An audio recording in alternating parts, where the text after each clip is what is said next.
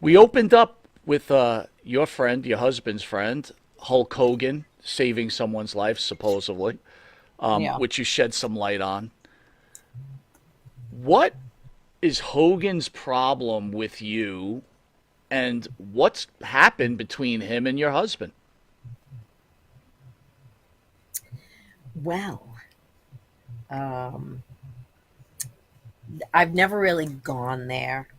Um, I've had some light shed on what might have happened. And Brutus and I came down here before we were married, and we were looking for a place to live. Brutus and Terry, really good friends, talked every single day. Um, we came down the first day that we came down. I remember I was really excited to meet Terry. Um, I didn't know Hulk Hogan, and I didn't know that he was more Hulk Hogan than Terry. Because when Brutus and him talked on the phone, it was always Terry, Terry, Terry, Terry, come down, you gotta. And when we went to his house, he opened the door and he was bald headed. He didn't have his bandana on, and I thought, wow, I can't believe it. Like, I'm meeting Brutus's best friend Terry. Like, and I was excited. Um, but um, he slowly turned into Hulk Hogan. We were in the car. We went to Bubba's racetrack. And we watched like one of those little racy matches, and he had the bandana on, of course, whatever.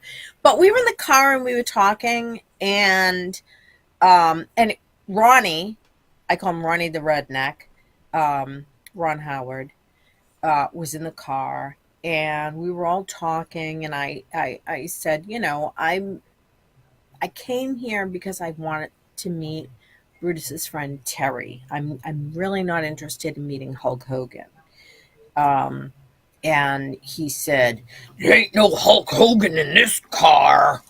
Like, "Rrr, rrr, rrr." Right. And I was like, "Oh, okay, whatever." His wife didn't come with us, Jennifer, who we had been out with a couple times before Bubba's racetrack. She didn't come this night, which I thought was weird. Whatever.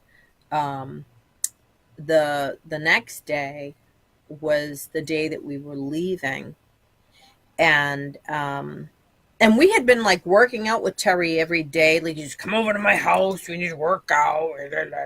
So we were like up early out working out at his house. We were at the Hogan Knows Best house. um and Terry had said we should all move into this house together, right?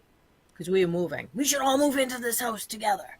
And the house was disheveled because Linda had taken like all sorts of stuff out of the house, like all sorts of like ceiling, whatever, and furniture, and she stripped like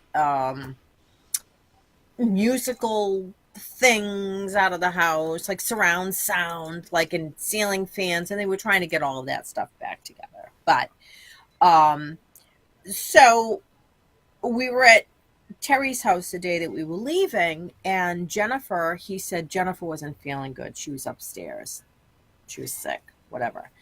Um, and I got this feeling, and I was like, something's changed. Like, this is not right. And I went in the bathroom and I was crying because I didn't understand like what had changed. Like, everything was so good and positive, and I hate to use the word positive, brother. Brother. I hate that fucking word, positive. Um, but everything was so good. And I was in the bathroom, I was crying. I come out of the bathroom and I said to Brutus, I said, we gotta leave. He was like, well, our flight wasn't for like 6 hours. He was like, what do you mean? I'm like, we have to go. Um, so we told Terry we're gonna leave, and Jennifer came downstairs. And she's like, "Oh, you're leaving?" Whatever. And I was like, "Yeah." So Brutus called Greg Valentine, and he was like, "Hey, Missy and I have like 6 hours until our flight." And Greg was like, "Come on over." So we went to Greg's house, and we hung out at Greg's house. I had no idea what had gone so array. And we left Florida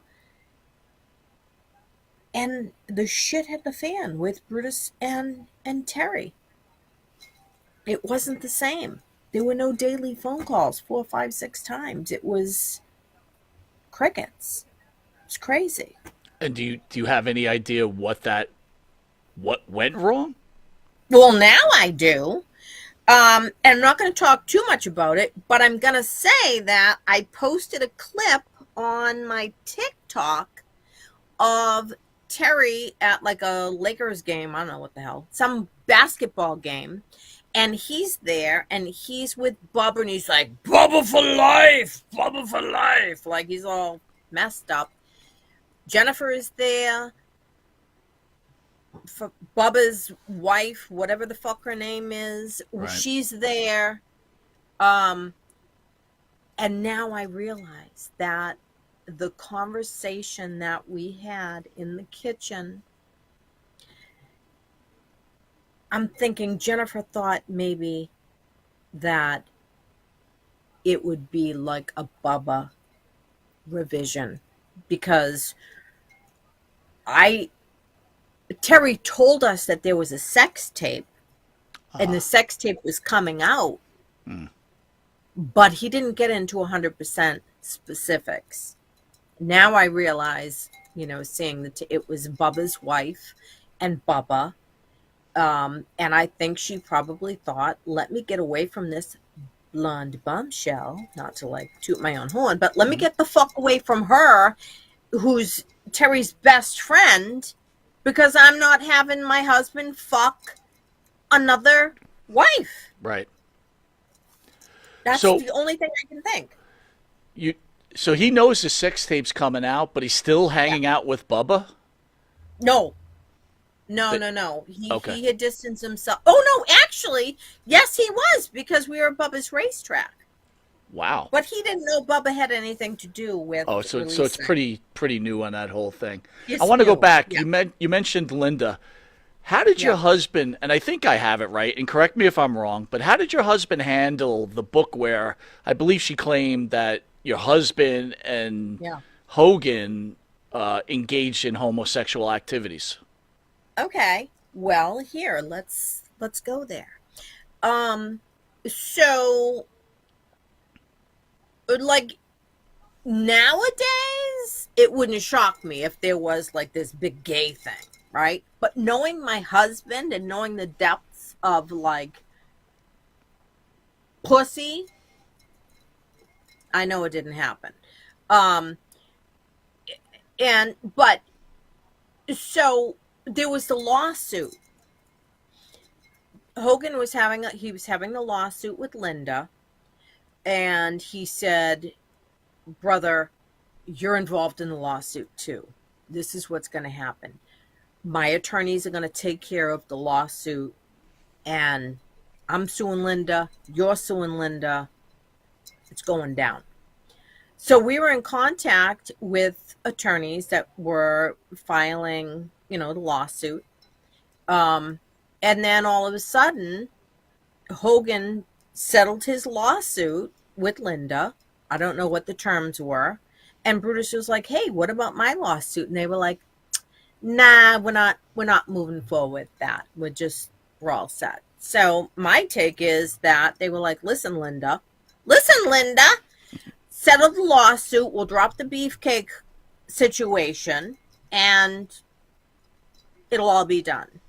Which to me is what Hogan has always done with Brutus. People say, Brutus rode Hogan's coattails, but my take is without Brutus Beefcake, there really wouldn't be any Hulk Hogan. That's the truth. And we'll get into that at some point. Oh, look at how cute I am.